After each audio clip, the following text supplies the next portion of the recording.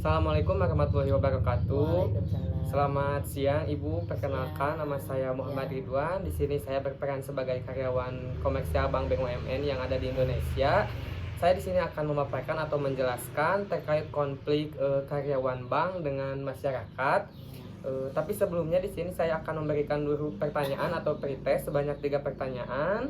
Lalu sesudah itu saya akan menjelaskan terkait konflik kredit usaha rakyat dengan masyarakat. Ya. Setelah itu saya akan memberikan pertanyaan lagi sebanyak 3 pertanyaan post testnya. Tapi sebelum saya lanjutkan, izinkan Ibu untuk memperkenalkan terlebih dahulu. Ya. Nama Ibu Siti Ya. Rodia. Tempat tinggal Ibu Desa Ciramagira, Ya. Kampung Cijayu, RT 01 RW 01.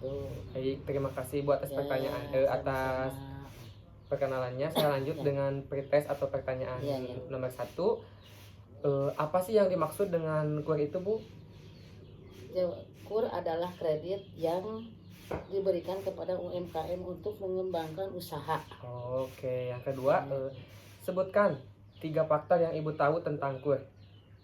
Kurangnya informasi tentang KUR, proses pengajuan KUR yang rumit, bunga KUR yang tinggi. Oke, jadi bunganya terlalu tinggi ya, Bu ya. Terus Ya. yang ketiga itu bagaimana cara mengatasi konfliknya itu antara masyarakat dengan karyawan bank? Cara mengatasi konflik antara masyarakat dan karyawan bank UMKM terkait KUR adalah dengan meningkatkan transparansi. Ya. Oh, jadi meningkatkan transparansinya. Oke. Ya. Baik Ibu, terima kasih untuk sudah menjawab pertanyaannya. Saya lanjutkan Sama-sama. dengan pemaparan terkait konflik antara karyawan bank dengan masyarakat ya. Jadi yang tahu Ibu tadi KUR itu apa? KUR itu adalah kredit usaha rakyat. Nah, Ya. kredit usaha rakyat untuk memajukan UMKM sebagai modal usaha pertamanya. Ya.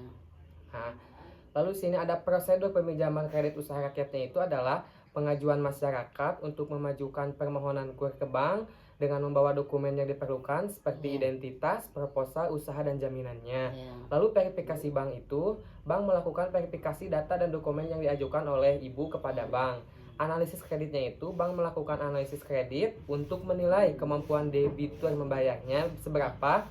Persetujuannya itu jika dipermohonkan disetujui, bank akan mengeluarkan surat persetujuan kreditnya. Pencairannya itu dana KUR dicairkan ke rekening nasabah atau ke rekening yang diajukan. Ya. Nah, untuk mengatasi konflik yang tadi saya sebutkan, konflik karyawan dengan masyarakat itu, yang pertama ada komunikasi. Nah, komunikasi bank debitur harus berkomunikasi secara terbuka untuk menyelesaikan masalah tersebut. Lalu mediasinya itu, jika tidak bisa diselesaikan, bisa dilakukan mediasi oleh pihak ketiga. Nah, pengadilan jika masih tidak bisa diselesaikan, dibawa ke jalur hukum itu untuk mengatasi konflik dari yang tadi.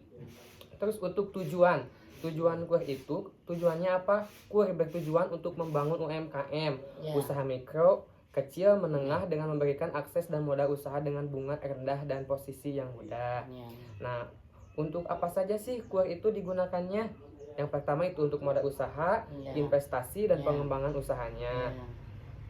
Mungkin Ibu untuk penjelasan tentang KUR saya cukupkan. Saya lanjutkan ke post test lagi untuk pertanyaan seberapa paham Ibu tentang KUR. Pertanyaannya, analisislah dampak konflik antara masyarakat dan karyawan bank BUMN terkait KUR terhadap perekonomian saat ini. Konflik antara masyarakat dan karyawan bank UMKM terkait KUR dapat berdampak negatif terhadap perekonomian, Oke. seperti menurunnya kepercayaan masyarakat Ya. terhadap bank, meningkatnya kemiskinan. Ya. Untuk soal nomor 2, evaluasilah kebijakan KUR yang dilakukan oleh pemerintah saat ini. Kebijakan KUR yang telah dilakukan oleh pemerintah telah membantu atau meningkatkan akses kredit bagi UMKM. Namun masih perlu diperbaiki dalam hal proses pengajuan dan bunga KUR. Oke. Sekarang pertanyaan yang terakhir ya Bu ya. Ya. Buatlah proposal peningkatan efektivitas KUR. Jadi untuk meningkatkan supaya efektivitas apa sih Bu tujuannya? Proposal untuk meningkatkan efektivitas KUR adalah dengan meningkatnya transparansi memperbaiki proses pengajuan KUR, menurunkan bunga KUR, dan meningkatkan akses kredit bagi UMKM. Oke. Baik Ibu, saya akan bertanya untuk tadi yang saya jelaskan, apakah Ibu sudah paham terkait dengan KUR? Insya Allah. Oke, apa?